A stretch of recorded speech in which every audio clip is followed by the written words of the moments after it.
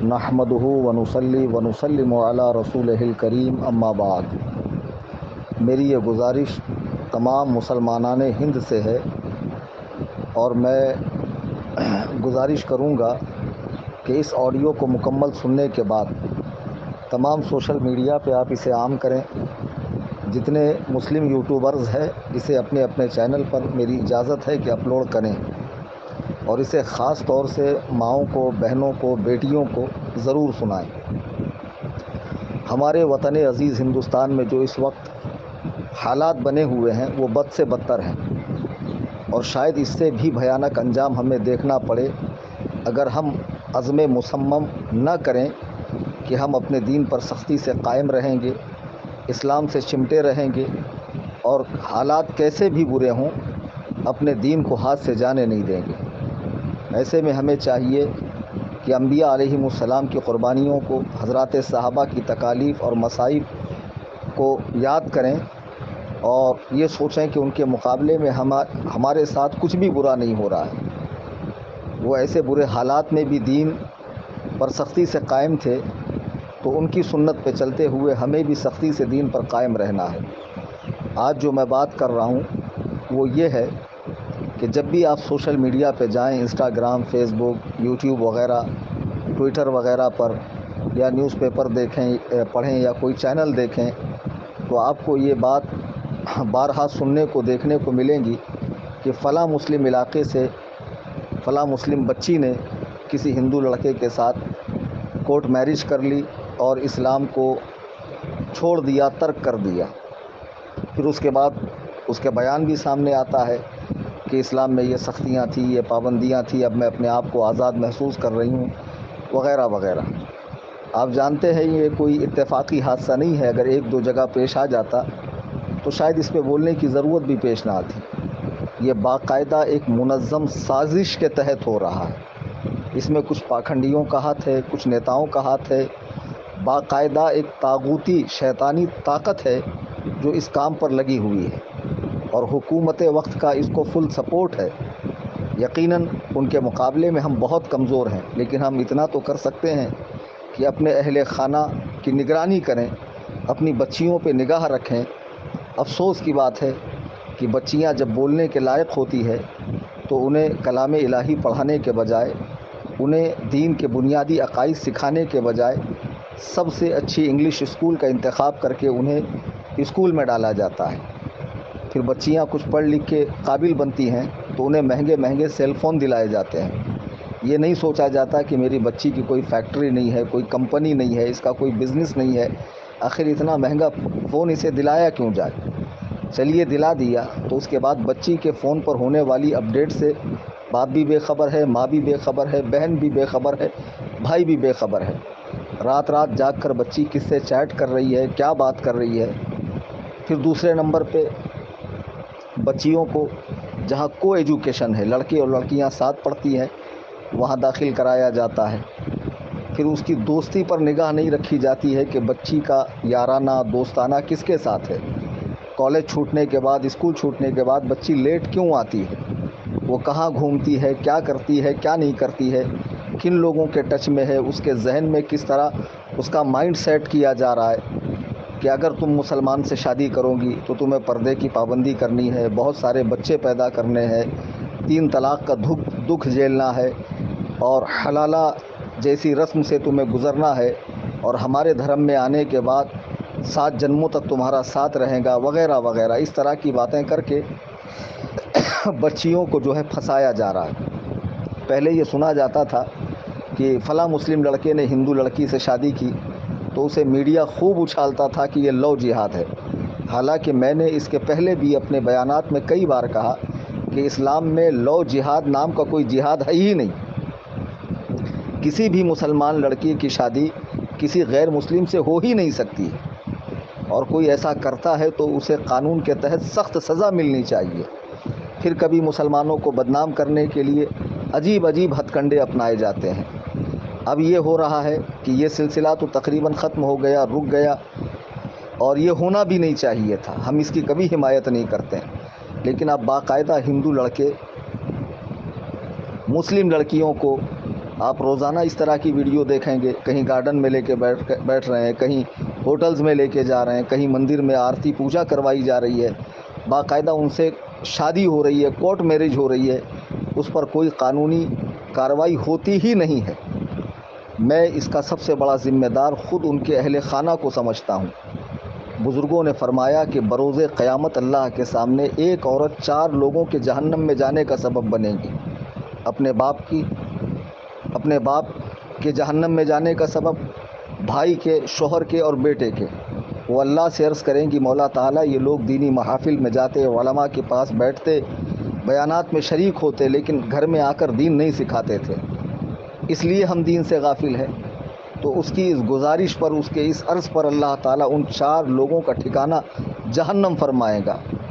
آپ نے اولاد کی تربیت کے لیے ہر طرح کی تکالیف برداشت کی، ان کے ناز نخرے پورے کرنے کے لیے، ان کی ہر وش، ہر خواہش کو پورا کرنے کے لیے آپ نے حرام و حلال کی تمیز کی ہے، بغیر روپیہ کمایا۔ لیکن آخر میں کیا ہوا؟ بچی بھاگ گئی۔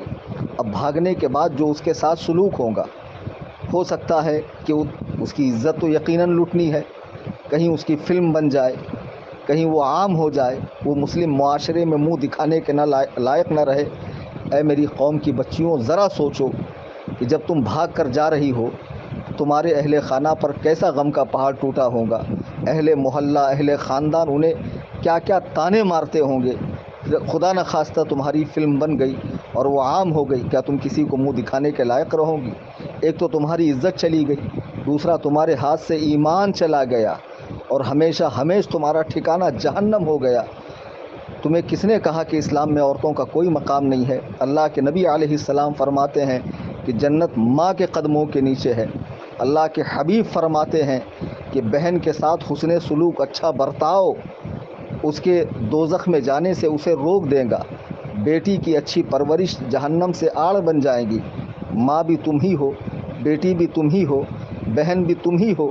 اور بیوی کے ساتھ حسن اخلاق سے پیش آنے کے تعلق سے اللہ کے نبی علیہ السلام فرماتے ہیں عورتوں کے چہروں پر نہ مارا جائے، چونکہ اللہ نے اسے خوبصورت بنایا ہے۔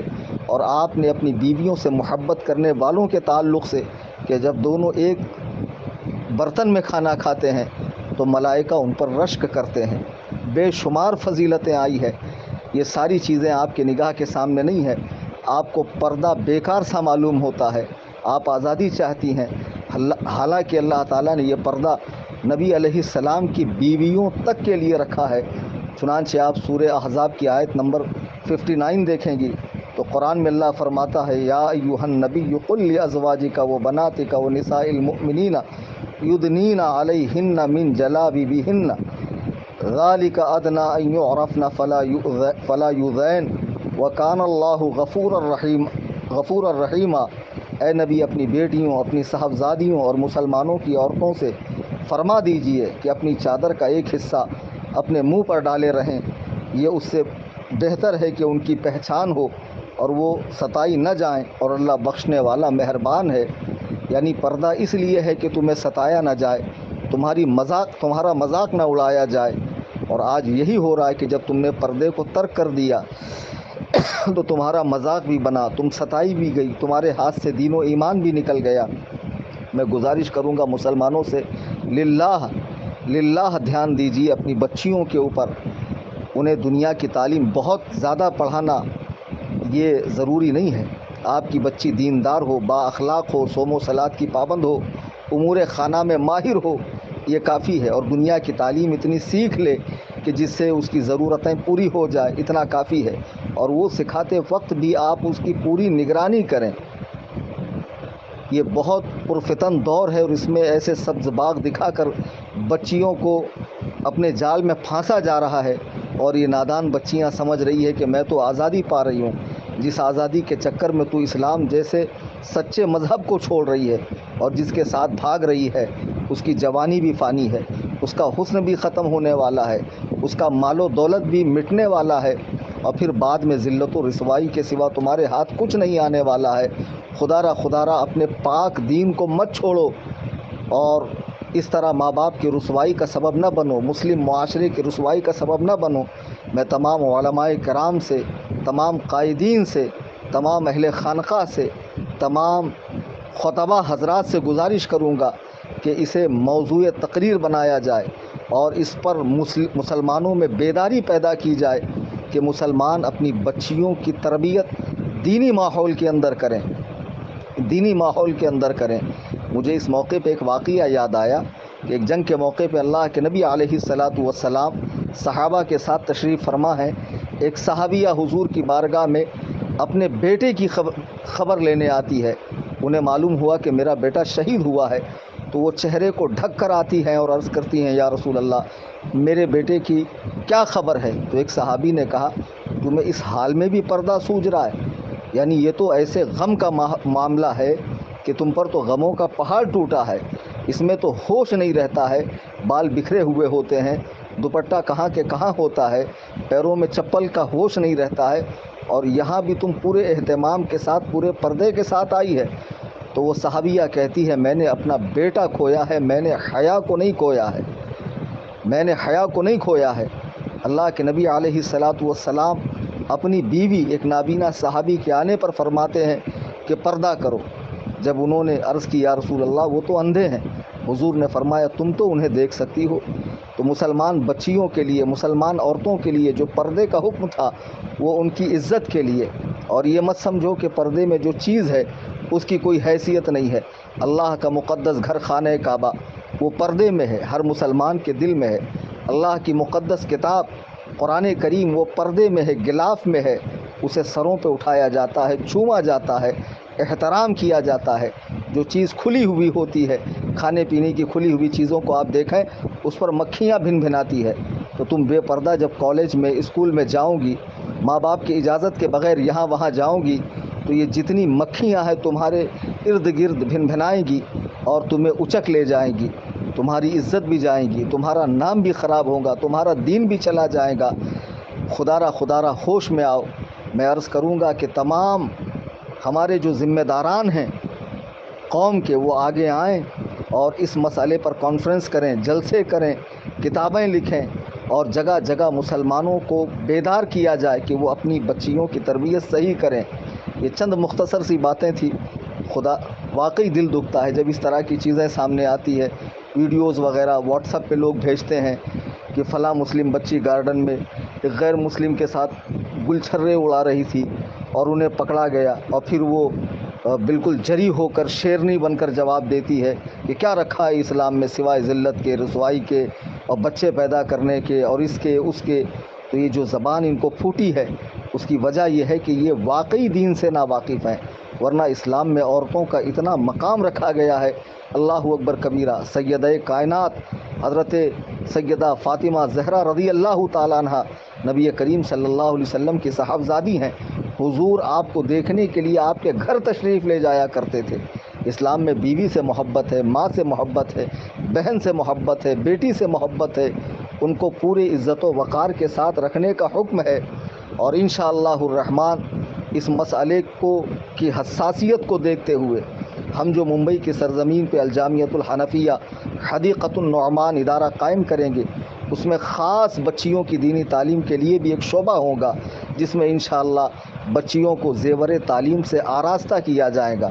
رمضان کریم کا مقدس مہینہ ہے، میں احباب سے گزارش کروں گا کہ تنظیم کا زیادہ سے زیادہ مالی تعاون کریں اپنی زکوٰۃ، صدقات، فطرے، فدیے وغیرہ سے، تاکہ جلد سے جلد ہمارا یہ جامعہ قائم ہو جہاں مسلمانوں کے بچوں کو، بچیوں کو دینی تعلیم سے آراستہ و پیراستہ کیا جائے۔